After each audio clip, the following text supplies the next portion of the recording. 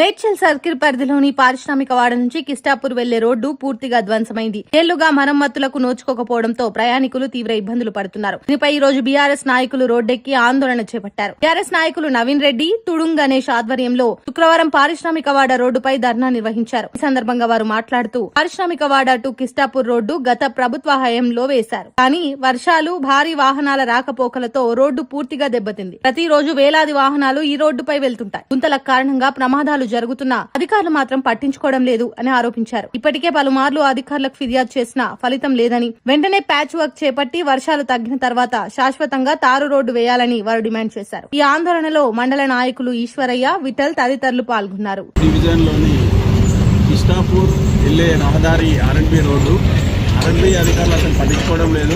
ఎంతో కాలంగా ప్రజలు ఇబ్బంది పడి ఇక్కడ ఎన్నో యాక్సిడెంట్లు అయ్యి ఎంతో మందికి ఇబ్బందులు కలుగుతున్నా కానీ ఎన్నిసార్లు ఈ గారికి కాల్ చేసినా ఏదో తూతూ మంత్రంగా ఆ పూర్తికి ఏదో మట్టి పోతున్నారు కానీ స్వాస్థ్య పరిష్కారం చూపించలేదు.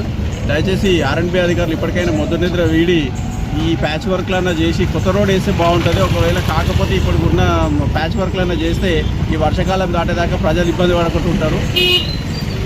ఇంకా ఇలాంటి రోడ్లు మన డివిజన్లో చాలా ఉన్నాయి. అవన్నీ కూడా ప్రభుత్వ దృష్టికి తీసుకుపోతున్నాం కానీ వాళ్ళు మొద్దు నిద్ర వీడట్లేదు, రోడ్లు వేయట్లేరు. ఏదో ఈ రెండేళ్ళు ఇంకెట్లా నెట్టుకుపోవాలో అట్లా నెట్టుకుపోవాల్సిన పరిస్థితి ఏర్పడుతుంటుంది.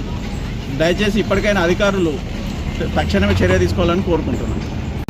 7-8 సంవత్సరాల నుంచి బీఆర్ఎస్ గవర్నమెంట్ ఉన్నప్పుడు ఇది 1.8 లక్షలతోటి రోడ్ వేయడం జరిగింది.